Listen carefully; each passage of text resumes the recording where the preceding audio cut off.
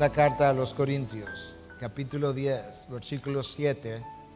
Esta es nuestra continuación de la serie ya iniciada. Lo menciono para aquellos que están con nosotros. Puede sonar repetitivo el que yo lo mencione una y otra vez, pero nos visitan personas, nos escuchan personas vía el internet de todo el mundo y no todos han sintonizado esto. Y quiero que puedan entender que esto es una continuación de lo que ya tratamos en el mensaje anterior, y yo quisiera introducirlo y luego pausar, orar, como siempre hacemos antes de predicar. Algunos recordarán que el mensaje del domingo pasado lo titulamos Las armas de nuestra contienda. Y en esa ocasión hablamos de que nosotros estamos involucrados en una guerra espiritual que es real, que es continua, pero que la mayor parte de esa guerra espiritual se da vía entes humanos y no vía posesiones demoníacas y reprensiones de demonios. Que más bien esa guerra espiritual, en la gran mayoría de los casos, se da más bien con o a través de personas que han sido engañadas por el enemigo. Y esas mentiras que han sido compradas son destructoras. Y que a su vez estas personas engañadas por dichas mentiras siguen siendo propagadas por ella y siguen haciendo daños mayores, y que en múltiples casos esas mentiras se agrupan y forman sistemas filosóficos, forman creencias religiosas, sistemas educativos, legislaciones nuevas que son contrarias a la legislación que Dios le dio al hombre, nuevas formas ilegítimas de sexualidad, y así sucesivamente la lista pudiera ser interminable. Y de esa manera el enemigo ha hundido, ha cegado la mente de los incrédulos, justamente para que no puedan ver la verdad del Evangelio en el rostro de Jesucristo y continúen creyendo una mentira que los mantiene en lo que es la esclavitud. Y de eso hablamos toda la semana o durante todo el mensaje. Esas mentiras son divulgadas por falsos maestros, falsos profetas, falsos líderes en general, hombres que aprenden la palabra de Dios para luego torcerla y enseñarla de una manera torcida. A lo largo de la historia de la Biblia, a lo largo de la historia de la iglesia, estos maestros han tomado diferentes formas, han propagado diferentes mentiras y lo han hecho de diferentes maneras. En la época del primer siglo, cuando esta carta se escribió, hacia el final del primer siglo comenzaban a aparecer los gnósticos, hombres que no creían que Cristo había venido en la carne. Y Juan escribe contra ellos precisamente, personas que entendían que la salvación se adquiría a través de conocimientos secretos, ocultos, que solamente una élite podía obtener, y que la salvación venía a través de ese conocimiento. Y en nuestros días, para no hacer una lista interminable de las diferentes formas y maestros que se han dado a lo largo de 2000 años, en nuestros días los dos grupos más claramente visibles de falsos maestros están en dos sombrillas, como hemos hablado múltiples veces. Una tiene que ver con el evangelio de la prosperidad, y otro grupo está bajo la sombrilla del movimiento de guerra espiritual. Y yo quisiera leerte quizás uno de los pasajes más severos en contra de ambos grupos, escrito por un apóstol, para que nosotros pudiéramos estar apercibidos de lo que vendría en un futuro y de lo que ha tenido su aparición de tiempo en tiempo en la historia de la iglesia, para que tú puedas ver algo de lo que yo tengo que decir en el día de hoy, pero todo esto es la introducción. Yo voy a leer el texto de la segunda carta de Pedro, en el capítulo 2, voy a leer primero los 3 primeros versículos, y lo voy a hacer de la Nueva Traducción Viviente, simplemente porque el lenguaje en el que está expresado es mucho más claro y no voy a tener necesidad de explicar gran cosa. Escucha lo que dice Pedro en su segunda carta, capítulo 2, para que puedas entender también que estos falsos maestros contra los cuales Pablo está batallando y contra quienes él está escribiendo hoy, han estado presentes todo el tiempo. Escucha cómo Pedro comienza. En Israel también hubo falsos profetas. Esto no es nuevo. Tal como habrá falsos maestros entre ustedes. Ellos les enseñarán con astucia herejías. Serán sabios, serán hábiles, con herejías destructivas y hasta negarán al Señor, quien los compró. Esto provocará su propia destrucción repentina. Habrá muchos que seguirán sus malas enseñanzas, no pocos, muchos, y su vergonzosa inmoralidad. Y por culpa de estos, escucha, por culpa de estos maestros se hablará mal del camino de la verdad. El evangelio va a tomar un mal nombre por culpa de ellos. Escucha qué más dice. Versículo 3. Llevados por la avaricia, ahí viene el evangelio de la prosperidad, inventarán mentiras ingeniosas para apoderarse del dinero de ustedes. ¿Suena familiar? Pero Dios los condenó desde hace mucho tiempo. Desde hace mucho, y su destrucción no tardará en llegar. En este versículo 3 hay una denuncia severa de los maestros del evangelio de la prosperidad. Llevado por la avaricia, inventarán mentiras ingeniosas, son hábiles para apoderarse del dinero de ustedes. Pedro continúa la denuncia. Esto es serio, porque la única manera como tú vas a poder entender ¿por qué el apóstol Pablo está arremetiendo contra este grupo de falsos maestros en contra de quienes él está hablando ahora y en contra de quien él tiene que defenderse? Es si tú entiendes la severidad de estas falsas enseñanzas. Y ahora Pedro, cuando escribe, mismo texto, segunda carta, capítulo 2, pero en el versículo 10, voy a comenzar en la segunda mitad. Estas personas son orgullosas y arrogantes. Y hasta se atreven, aquí está el grupo de la guerra espiritual, y hasta se atreven a insultar a los seres sobrenaturales sin ni siquiera temblar. Está hablando de demonios. Aún los ángeles, que son más grandes en poder y fuerza, no se atreven a presentar de parte del Señor cargos de blasfemia en contra de esos seres sobrenaturales. Esos falsos maestros son como animales irracionales que viven por instinto y nacen para ser atrapados y destruidos. Se burlan de lo que no entienden e igual que animales serán destruidos. ¿Tú escuchaste lo que Pedro está diciendo? Los ángeles de Dios, cuando piensan en estos seres ángeles también, pero caídos ya, no se burlan de la manera que estos falsos maestros se burlan de ellos como si ellos tuvieran mayor poder y hablan de pisotear a Satanás y pisarlo, como escuchamos hoy en día. Y Pedro dice, hablan de lo que no entienden y son como animales irracionales y así serán destruidos.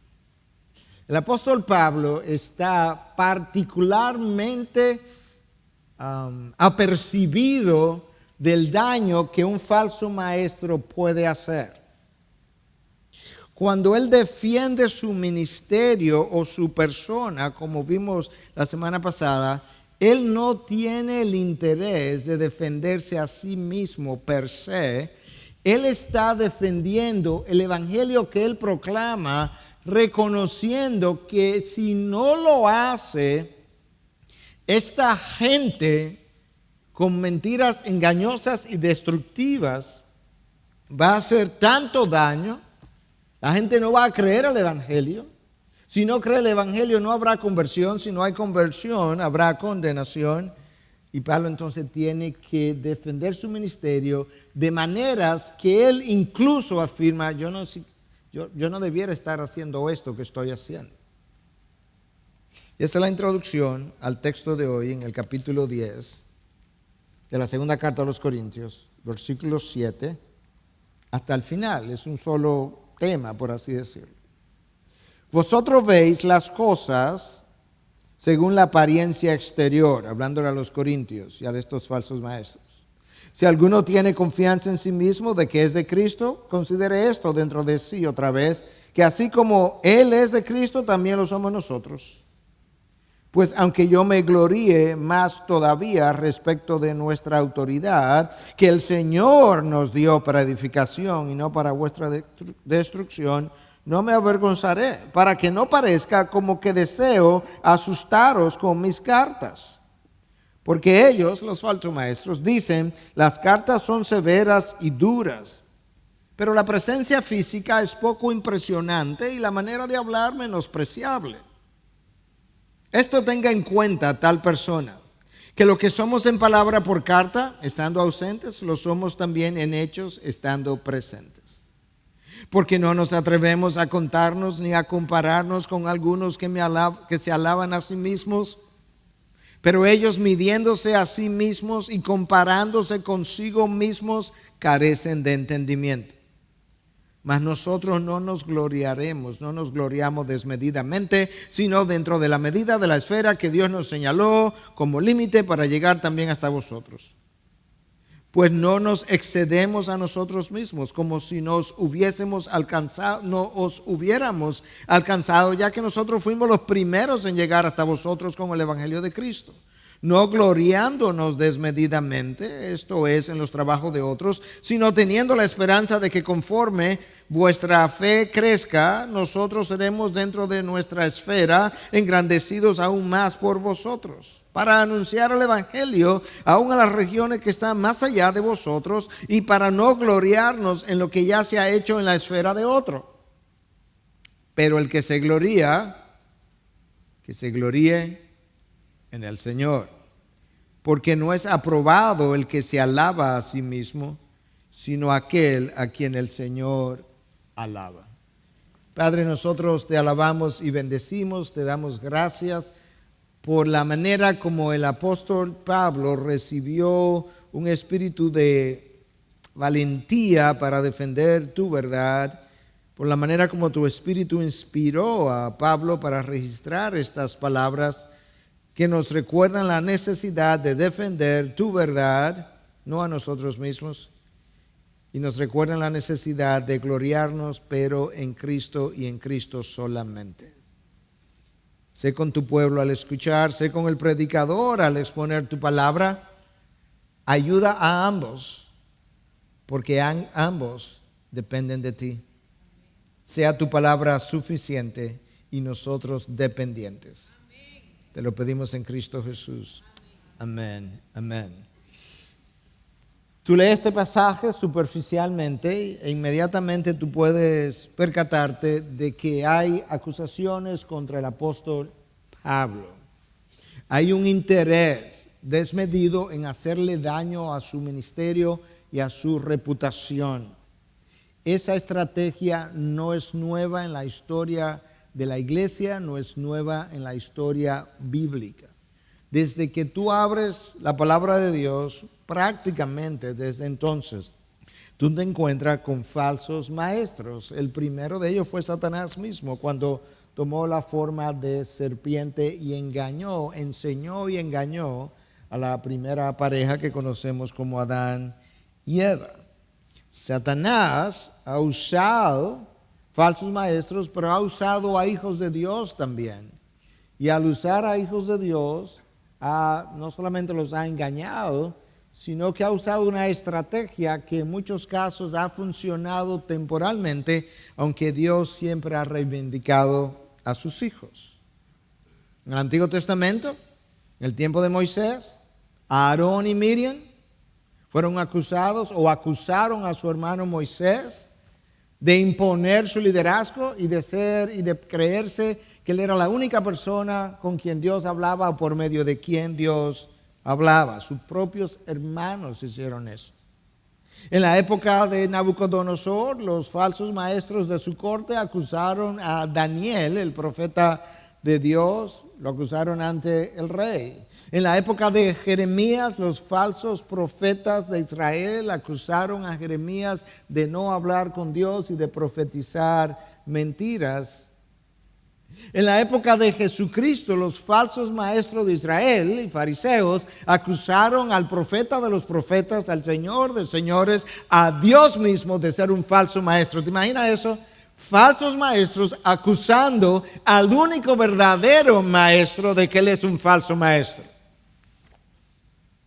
Y en la época apostólica, donde está Pablo escribiendo, estos falsos maestros en Corinto acusaron a Pablo de no ser un apóstol.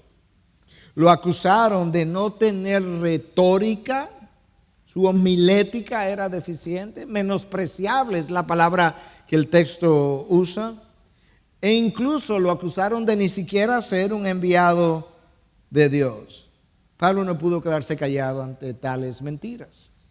No tanto por él, sino porque si no creen en él, el heraldo del evangelio, no van a creer el evangelio. Y si no creen el evangelio, la gente se va a perder. Yo quiero entonces con eso que comencemos a ver la acusación número 1. Esta es la acusación número 1. Pablo no tiene una apariencia física digna o típica de un gran maestro. Y ni siquiera se expresa bien, a pesar de que parece tronar en sus cartas. Esa es la acusación. Su apariencia, así no es que los grandes maestros lucen. Su hablar, él truena en las cartas, pero no es la gran cosa. ¿Dónde nosotros vemos eso? Versículo 10. Porque ellos dicen las cartas son severas y duras, pero la presencia física es poco impresionante y la manera de hablar menospreciable. Probablemente los corintios querían a un hombre de mayor apariencia, quizá más alto, quizá más atractivo a su juicio, quizás mejor vestido, quizá más pulido, quizás con un mejor verbo. Su manera de hablar menospreciable. ¿Tú has oído hablar de ese hombre? ¿Oye cómo habla? Él no tiene la oratoria de los grandes maestros de Grecia, de los filósofos. Esa es la acusación. Ahora la defensa de Pablo, versículo 7a. Vosotros veis las cosas según la apariencia exterior. Pablo acaba de dar en el blanco. El problema de ustedes es cierto que ustedes me han juzgado así. Pero la única razón es que su mente y su corazón está tan torcido, tan caído, tan corrupto, que lo único que ustedes ven es el exterior. Pero eso no es nuevo tampoco. Desde el jardín del Edén, las cosas han sido de esa manera. Escucha, cuando Satanás conversa con Adán y Eva, cuando le vende la mentira, ¿a qué es que Eva presta atención? 3:6, libro del Génesis.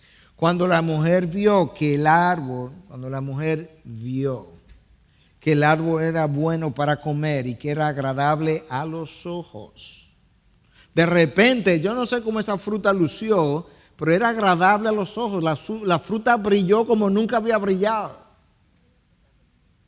Y ella no prestó atención a la verdad que ella conocía en su interior, sino a lo atractivo de la fruta que era agradable a los ojos.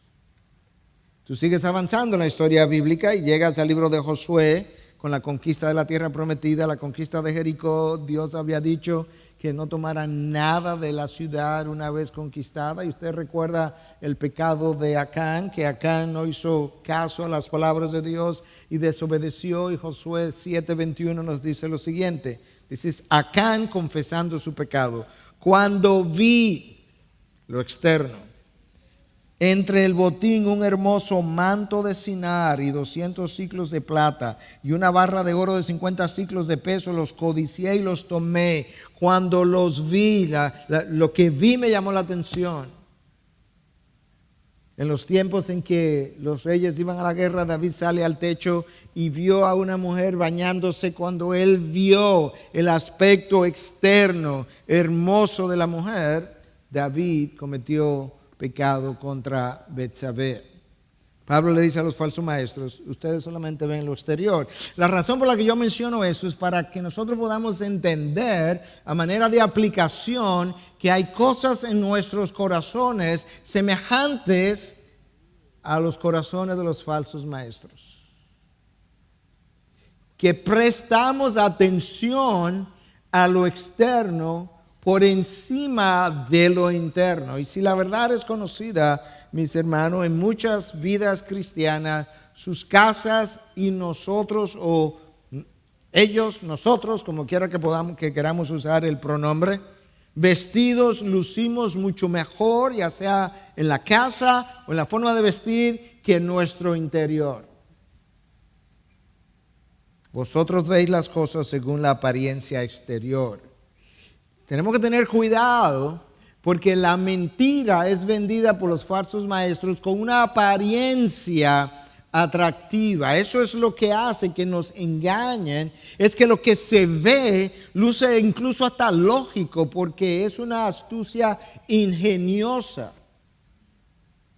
Pero cuando yo comienzo a prestar atención al interior, al corazón, a lo que mi mente ya conoce, entonces yo podré discernir la verdad del error.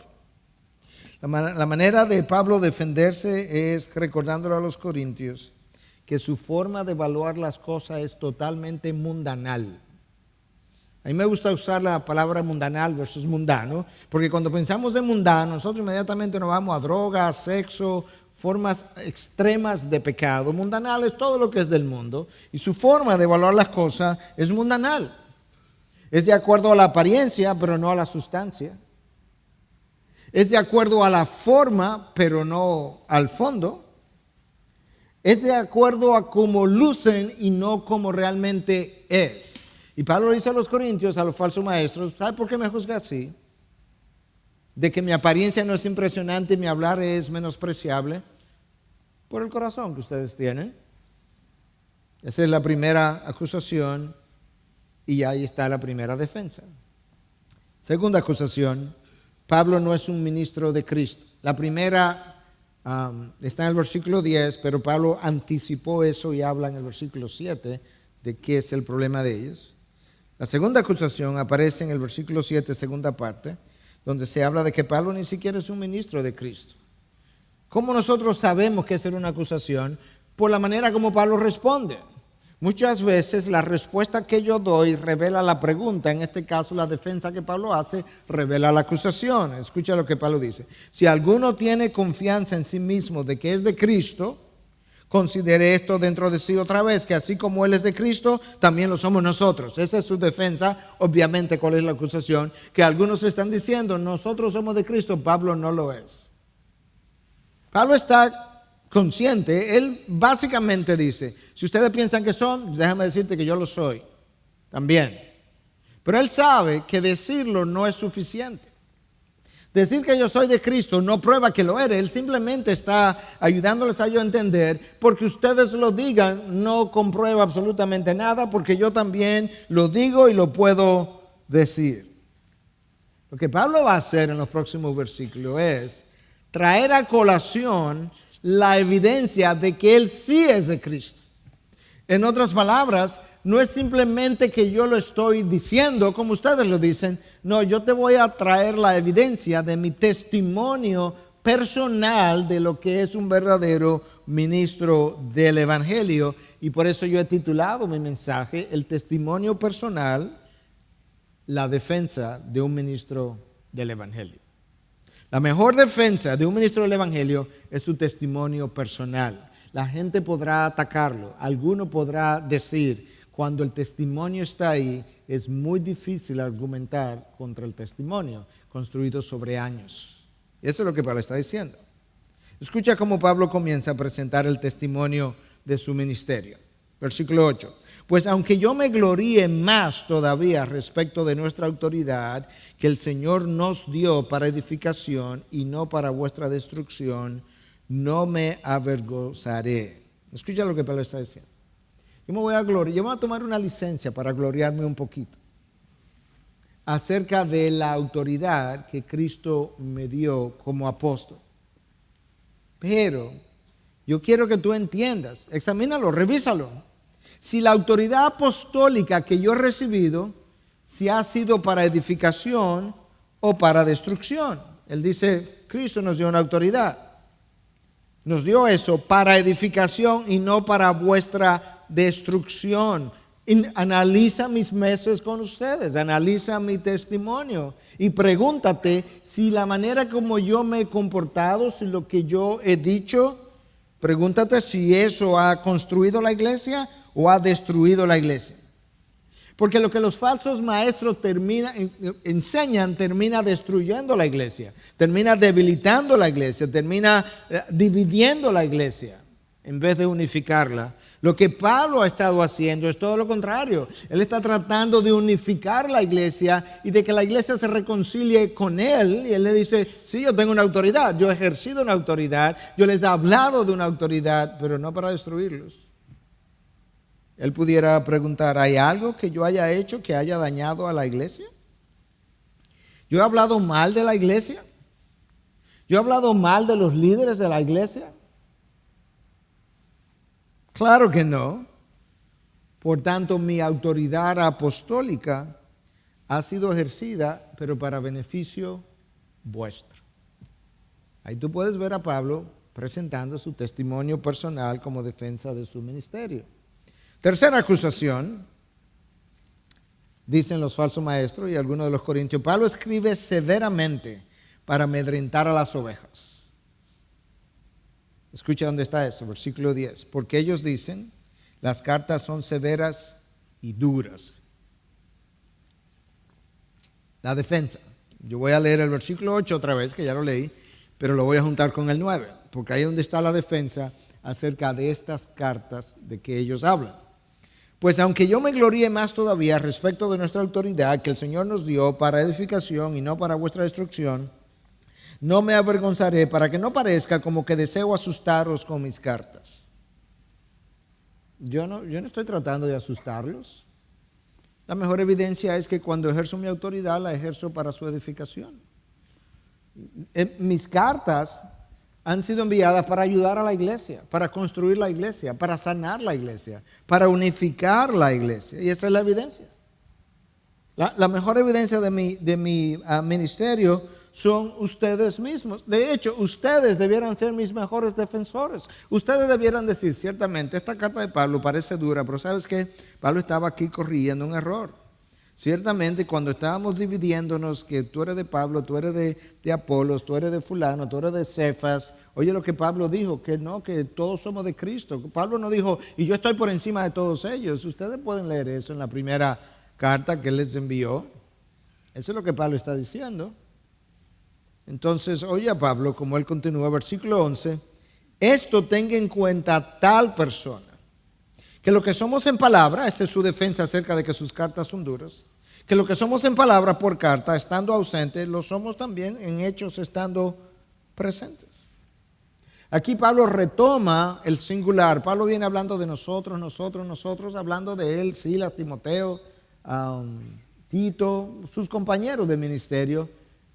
Y habla de ustedes, los falsos maestros, pero ahora él dice, esto tenga en cuenta tal persona. Habíamos hablado de esto anteriormente. Había una persona en la iglesia de Corinto que de alguna manera se la había acogido con Pablo. Se había levantado contra Pablo. Y Pablo dice, tenga en cuenta tal persona, que lo que nosotros somos por carta, en palabra, lo vamos a hacer en presencia. ¿Qué es lo que Pablo está haciendo ahora como ministro del Evangelio? Él está diciendo, dile a tal persona que nosotros no somos hombres de dobleces, nosotros no tenemos una doble vida, que lo que nosotros somos por escrito, lo somos de manera presencial. No somos una cosa cuando estamos presentes y otra cosa cuando estamos ausentes. Y en eso consiste la integridad. Lo que Pablo está haciendo es presentando la integridad de su caminar entre ellos. Y entre otras cosas prácticamente está diciendo, examíname a ver. Porque en eso consiste la integridad, que nosotros no somos una cosa por fuera y una cosa por dentro. Que nosotros no somos una cosa en palabras y otra cosa en hechos. Que nosotros no somos una cosa en la iglesia y otra cosa fuera de la iglesia. Que nosotros no somos una cosa desde lejos y otra cosa de cerca. Y de eso que Pablo está hablando. Nosotros tenemos una sola vida, es una vida de integridad. Lo que te decimos en palabras, cuando lleguemos, si esto no se ha arreglado, tú vas a ver, dile a tal persona, tú vas a ver si no vamos a ejercer la autoridad y la disciplina necesaria. Esa es la defensa de Pablo contra esa tercera acusación. Y entonces él continúa desarrollando a lo largo del resto de lo que nos queda por ver una defensa general en contra de todas estas acusaciones que han ido siendo levantadas. Y entonces él dice, versículo 12, porque no nos atrevemos a contarnos ni a compararnos con algunos que se alaban a sí mismos, pero ellos, midiéndose a sí mismos y comparándose consigo mismos, carecen de entendimiento. Pablo dice, yo estoy defendiendo mi ministerio, pero déjame decirte, yo no lo voy a hacer como ellos lo hacen. Y no lo voy a hacer como ellos lo hacen porque ellos no tienen entendimiento. Y la evidencia de que ellos no tienen entendimiento, son insensatos o son necios, pudiéramos decir, es justamente la manera como ellos se miden, como ellos se comparan, como ellos se evalúan. ¿Y cómo lo hacen, Pablo? Mira cómo ellos se cuentan a sí mismos, no nos atrevemos a contarnos, se comparan y se alaban a sí mismos. Y lo hacen midiéndose a sí mismo y comparándose consigo mismo. Ellos se miden. Después que se miden, se comparan con ellos mismos. Pablo dice, yo no me atrevo a hacer eso. Y cuando hacen eso, carecen de entendimiento. En otras palabras, un pie de largo es un pie cuando ellos determinan que eso es un pie, aunque no sea un pie, porque ellos son el estándar de cuán largo un pie debe ser, y ellos comparan esa longitud con ellos mismos. Los falsos maestros hacen eso, y Pablo dice, no, yo no voy a hacer eso, yo no me voy a alabar a mí mismo. Los falsos maestros tienen diferentes formas de cómo se alaban a sí mismos. Algunos hablan mucho de sus logros, de lo que han hecho, de lo que han alcanzado. Otros no hablan de sus logros, de hecho minimizan los logros, de hecho le atribuyen los logros al Señor, pero mientras hablan todo tiene que ver con ellos. Ellos están en el centro de atención, la luz está sobre ellos, la luz quiere que brille, y si no brilla sobre ellos, que no brille sobre nadie más. Y Pablo dice, ellos midiéndose a sí mismos y comparándose consigo mismos carecen de entendimiento. Ese grupo no permite que Dios los mida, no permite que la verdad de Dios los mida. Ese grupo no permite que la historia de la iglesia lo mida, sino que ellos se miden y se comparan a sí mismos. Pablo dice, yo no me atrevo a compararme con ese grupo. Ese es un grupo de orgullosos. Y el orgullo es una de las características del falso maestro. Esa es una característica. La integridad que Pablo está aludiendo es una característica del verdadero maestro. El orgullo es una característica del falso.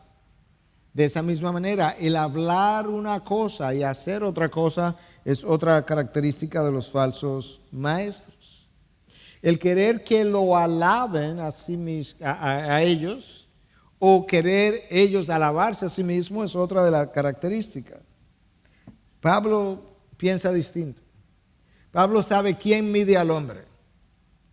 Pablo sabe que lo único que importa es la medida de Dios.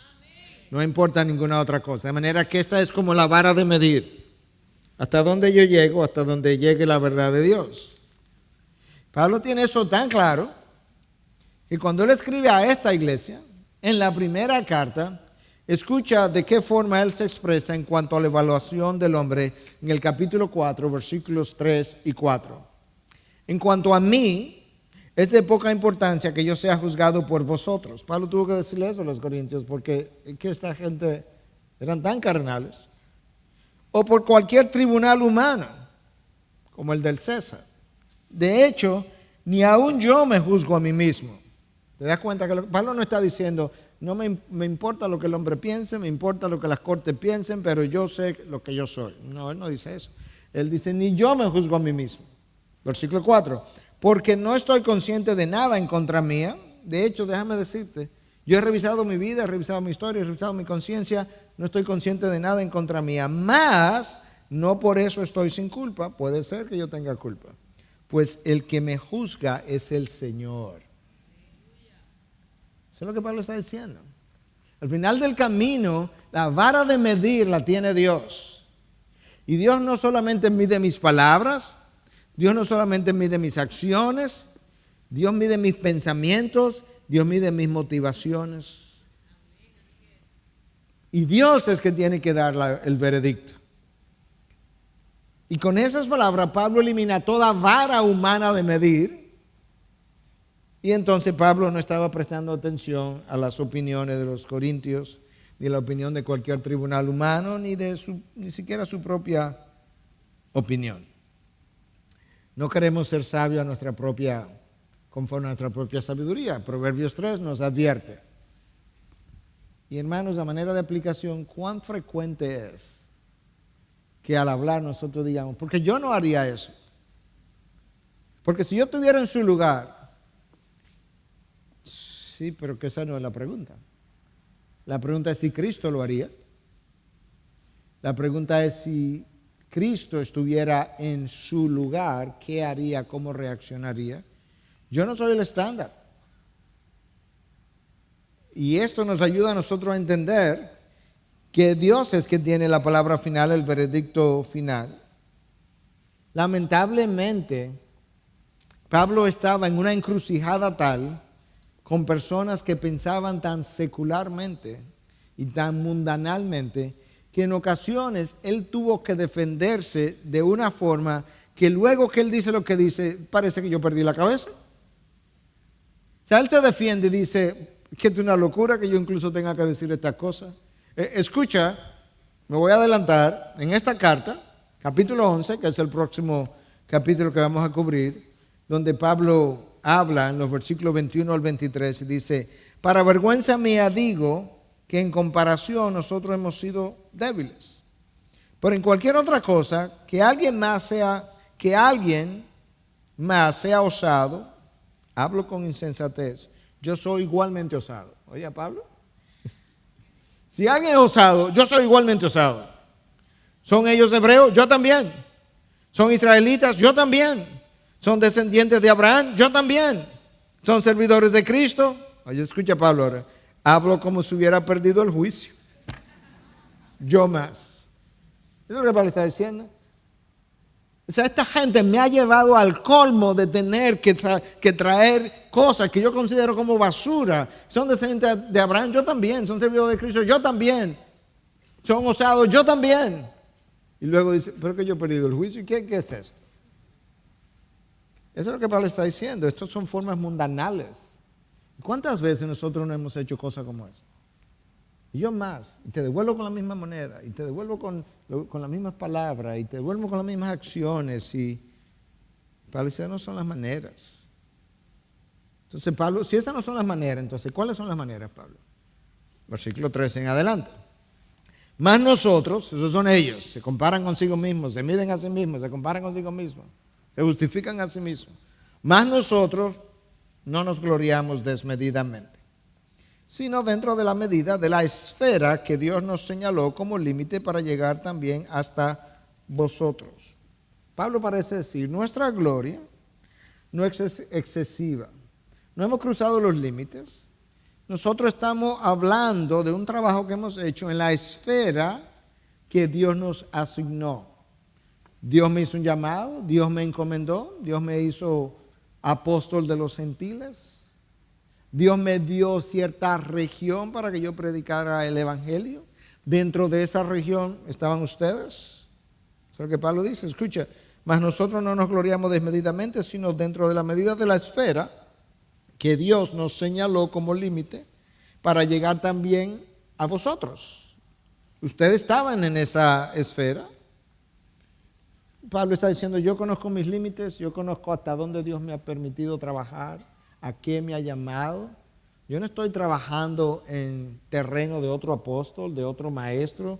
Yo estoy hablando a la gente que yo planté. Yo estoy hablando a una iglesia que yo fui usado por Dios para traer el Evangelio, y él habla de eso en los versículos 14 y 15. Pues no nos excedemos a nosotros mismos como si no os hubiéramos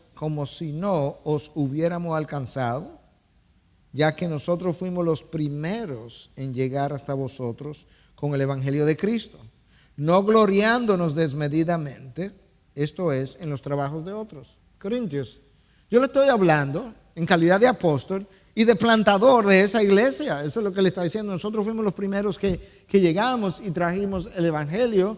Nosotros no estamos hablando a una iglesia que otro plantó y sobre la cual otro tiene jurisdicción espiritual, no gloriándonos desmedidamente, esto es, en los trabajos de otros. Eso no es lo que yo estoy haciendo. Escucha la Nueva Traducción Viviente, que es un poco más clara, desde el versículo 13 al 15. Nosotros no nos jactaremos de cosas hechas fuera de nuestro campo de autoridad. Nos jactaremos solamente de lo que haya sucedido dentro de los límites del trabajo que Dios nos ha dado, los cuales incluyen nuestro trabajo con ustedes. Por eso que yo le estoy hablando. Versículo 14.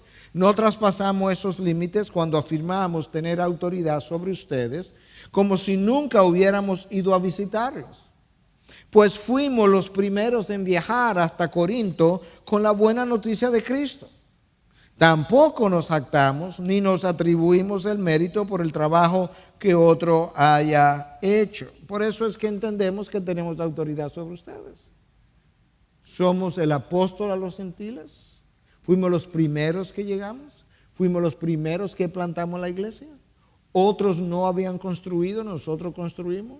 Hemos estado con ustedes. Nosotros estamos ahora construyendo sobre lo que plantamos. Y por eso es que consideramos que no nos estamos gloriando desmedidamente, ni estamos gloriándonos más allá del límite que nos toca, porque es un territorio asignado a nosotros por Dios. Y en esa esfera nos movemos. Pablo dice, ahora yo tengo la esperanza, versículos 15 y 16, teniendo la esperanza de que conforme vuestra fe crezca, en la medida en que su fe crece, nosotros seremos dentro de nuestra esfera, engrandecidos aún más por vosotros. En otras palabras, en la medida que ustedes crean mejor, que maduren, resulta que nuestro testimonio será todavía mayor. Pero dentro de esa esfera, porque se podrá ver más claramente el trabajo que hemos hecho dentro de ustedes.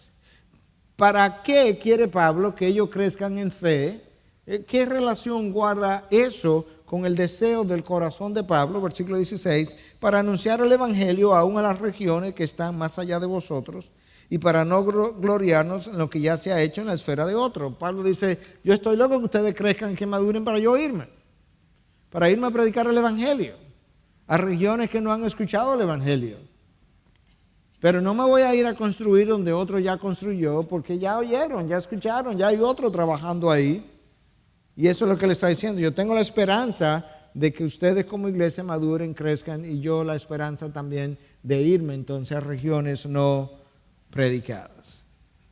Y entonces él concluye, versículo 17 y 18, el 17 primero, pero el que se gloríe en el Señor.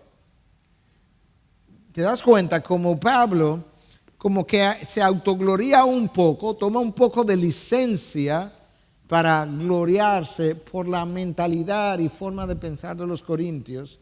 Le explica en su propio lenguaje, yo planté, construimos, nosotros llegamos primero, somos apóstoles, esto es un área que Dios nos asignó, pero al final él no quería hacer nada de eso. Él está concluyendo ahora qué es lo que ellos deben verdaderamente pensar y cómo él piensa. Pero el que se gloría, habiendo dicho todo eso, pero el que se gloría en el Señor. Eso es una cita del Antiguo Testamento. ¿Usted la recuerda de qué profeta? Jeremías, capítulo 9, versículos 23 y 24. Así dice el Señor: no se gloríe el sabio en su sabiduría, ni se gloríe el poderoso de su poder, ni el rico se gloríe de su riqueza, mas el que se gloríese de esto, de que me entiende y me conoce. La cita no es palabra por palabra, pero es una cita del Antiguo Testamento.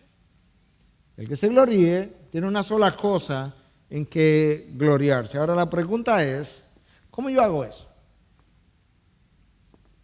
¿Cómo yo me glorío en el Señor? Me voy a gloriar, voy a hablar de mi ministerio, voy a hablar de mi trabajo, voy a hablar de mis hijos que han surgido también, que están también en la obra de Dios, que están trabajando para el Señor, y me voy a gloriar, pero en el Señor.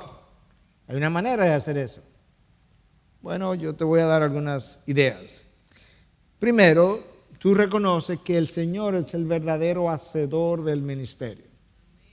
Entonces, tus hijos pueden estar en el Señor, pueden estar sirviendo al Señor, y tú puedes estar contento y diciendo, wow, mis hijos yo tengo hijos extraordinarios,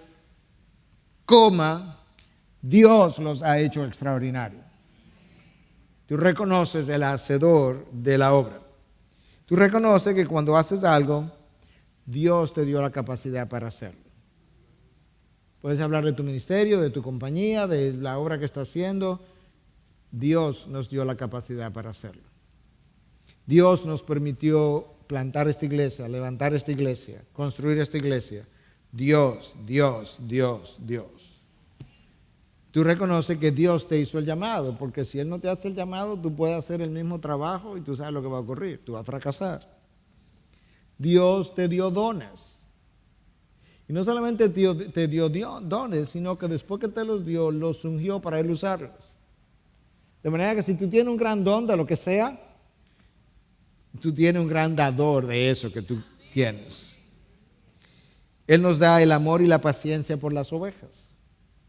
Piensa en un gran Pablo. Wow, qué pastor ese Pablo. La paciencia de Pablo se la dio Dios. Y el amor de Pablo se lo dio Dios. Tengo 95 años, estoy terminando la carrera cristiana bien. Todavía no he llegado ahí, no piensen que estoy tan viejo. Esa perseverancia te la dio Dios. Él nos sostiene. Cuando creemos que estamos débiles, cantamos eso. ¿Usted recuerda que cantamos eso? Su gracia nos sostiene cuando estamos débiles.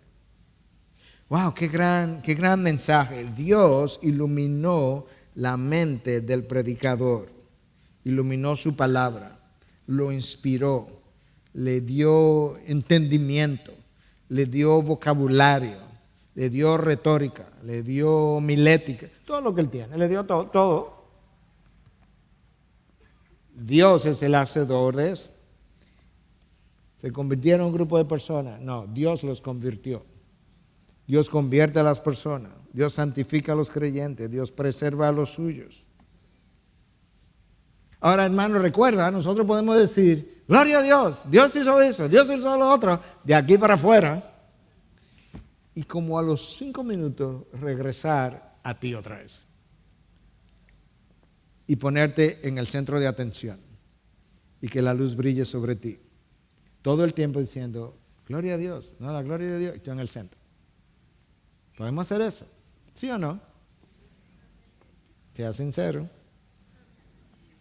Finalmente, el apóstol Pablo concluye, versículo 18. Porque no es aprobado el que se alaba a sí mismo. Los falsos maestros que se miden a sí mismos, se comparan consigo mismos, se aprueban a sí mismos, se alaban a sí mismos. Pablo dice, no es aprobado el que se alaba a sí mismo, sino aquel a quien el Señor alaba.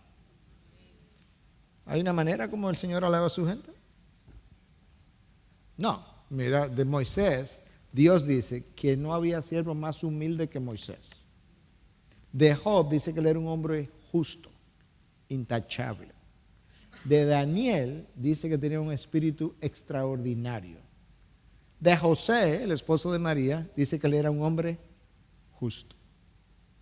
De Abraham dice que era un hombre de fe, llamado amigo de Dios. Dios alaba a su gente y deja registro ahí. Pablo dice que no es aprobado el que se alaba a sí mismo, sino aquel a quien Dios alaba. ¿Qué importa si yo me apruebo a mí mismo si el Señor no me aprueba? ¿Qué importa si yo me alabo a mí mismo si el Señor no me aprueba? ¿Qué importa cuán grande sea mi obra si no fue para la gloria de Dios? Cristo se encarnó, la segunda persona de la Trinidad, Dios mismo, cuando se hizo hombre. Oye lo que él dice: si yo mismo me glorifico, mi gloria no es nada. Oye, si eso es Cristo. Es mi Padre el que me glorifica, de quien vosotros decís, Él es nuestro Dios. Cristo, Dios dice, si yo me glorifico a mí mismo, hecho carne, mi gloria es cero, es inservible. Pero resulta que no soy yo que me estoy glorificando, es quien me envió que me glorifica. Imagínate ahora nosotros, que no somos Cristo, que no hemos cumplido la ley, que no tenemos la santidad ni la divinidad que Él tiene, ni tenemos la posición de hijo unigénito como Cristo. Si nos gloriamos a nosotros mismos, si nos defendemos a nosotros mismos, si nos comparamos a nosotros mismos, si nos medimos a nosotros mismos, ¿de qué nos servirá todo eso? Absolutamente de nada. En el próximo capítulo, Pablo va a continuar su defensa, lamentablemente, porque las acusaciones continuaron. Pero yo necesito sacar la defensa de Pablo, las aplicaciones para mi vida, para que yo pueda ver de qué forma esto en el día de hoy se aplica, me confronta, me cambia, me anima, me estimula a vivir de esa manera. De manera, hermano, que si te vas a gloriar, gloríate en Cristo. Gloríate en su cruz, gloríate en su sacrificio, gloríate en la tumba vacía, gloríate en la palabra infalible e inerrante de Dios, gloríate en el trabajo de Dios, gloríate en lo que Dios ha hecho, gloríate en las promesas de Dios, gloríate en lo que es el Padre, el Hijo, el Espíritu, gloríate única y exclusivamente en todo aquello que tiene que ver con Dios. Nosotros somos beneficiados y bendecidos. Que tú puedas decir esta mañana, me glorío en Jesucristo.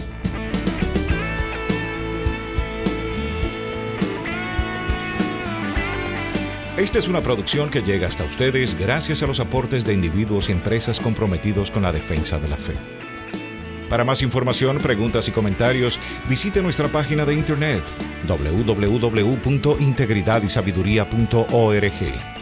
En esta página encontrará información sobre la producción de este y otros recursos que ponemos a su disposición, como también las formas en las que usted puede contribuir con la producción de programas como estos.